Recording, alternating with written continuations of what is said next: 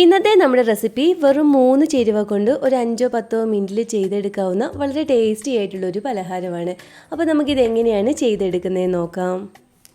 അതിനായിട്ട് ആദ്യം നമുക്ക് ഈ ഒരു പാനിലേക്ക് 1 ടേബിൾ സ്പൂൺ നെയ്യ് ഒഴിച്ചു കൊടുക്കാം. ഈ നെയ്യ് ഇവിടുന്ന് ചൂടായി വരുമ്പോൾ നമുക്കിനി ഇതിലേക്ക് വേണ്ടുന്നത് സേമിയാണ്. ഞാനിപ്പോൾ ഇവിടെ 1/2 കപ്പ് സേമിയ എടുത്തിട്ടുണ്ട്. അത് നമുക്കിതിലേക്ക് ചേർത്ത് കൊടുക്കാം. ഞാനിപ്പോൾ ഇവിടെ എടുത്തിരിക്കുന്നത് വറുത്ത സേമിയ ആയതുകൊണ്ട് തന്നെ ഇത് ചെറുതായിട്ടൊന്ന് ഇളക്കി കൊടുത്ത് ചൂടാക്കിയാൽ മതി. വറുക്കാത്ത സേമിയ ആണെന്നുണ്ടെങ്കിൽ നമ്മൾ ഈ നെയ്ക്കകത്തിട്ട് ഇളക്കി കൊടുത്ത് ചെറിയൊരു ഗോൾഡൻ കളറായി വരുന്നവരെ ഒന്ന് റോസ്റ്റ് ചെയ്തെടുക്കണം. ഇപ്പോൾ ഈ സേമിയ ഇവിടെ നല്ലപോലെ ഒന്ന് ചൂടായി വന്നിട്ടുണ്ട്. ഇനി ഇതിലേക്ക് 1 കപ്പ് ചൂടുവെള്ളം ഒഴിച്ചു കൊടുത്ത് നമുക്കിതൊന്ന് ഇളക്കി കൊടുക്കാം. ചൂടുവെള്ളം തന്നെ വേണം നമ്മളിതിലേക്ക് ഒഴിച്ചു കൊടുക്കാൻ. ഇനി ഇതൊന്ന് അടച്ച് വെച്ചൊന്ന് കുക്ക് ചെയ്തെടുക്കണം. ഒരല്പസമയം ഒന്ന് അടച്ച് വെച്ച് കൊടുത്താൽ മതി.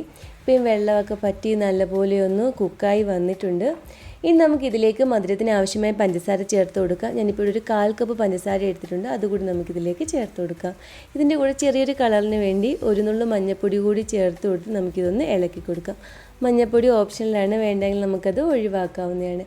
ഇനി പഞ്ചസാരയൊക്കെ നല്ലപോലെ ഒന്ന് മെൽറ്റായി വരുന്നവരെ ഒന്ന് ഇളക്കി കൊടുക്കണം. പഞ്ചസാരയൊക്കെ നല്ലപോലെ അലിഞ്ഞ് നല്ലപോലെ ഒന്ന് ഡ്രൈ ആയി വന്നിട്ടുണ്ട്. ഇനി നമുക്ക് ഫ്ലെയിം ഓഫ് ഇതൊന്ന് മാറ്റി വെക്കാം. ഇനി നമുക്ക് ഈ ഒരു പാനിലേക്ക് 1 ടേബിൾ സ്പൂൺ നെയ്യ് ഒഴിച്ചു കൊടുക്കാം. ഈ നെയ്യ് ഇവിടുന്ന് ചൂടായി വരുമ്പോൾ ഞാനിപ്പോൾ ഇവിടെ 1 ടേബിൾ സ്പൂൺ അണ്ടിപ്പരിപ്പ് ചെറുതായിട്ടൊന്ന് അരിഞ്ഞെടുത്തിട്ടുണ്ട്. അത് നമുക്കിതിലേക്ക് ചേർത്ത് കൊടുത്ത് ഇത് ചെറിയൊരു ഗോൾഡൻ കളറായി വരുന്നവരെ ഒന്ന് റോസ്റ്റ് ചെയ്തെടുക്കണം.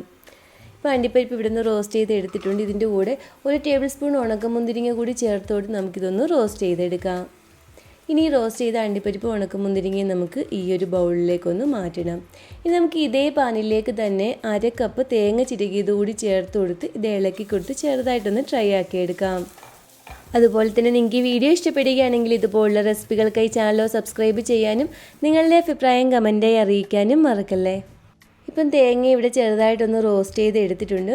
ഇനി നമുക്കിതിലേക്ക് മധുരത്തിനായിട്ട് ഒരു 1/4 കപ്പ് പഞ്ചസാര കൂടി ചേർത്ത് കൊടുത്തൊന്ന് ഇളക്കി കൊടുക്കണം.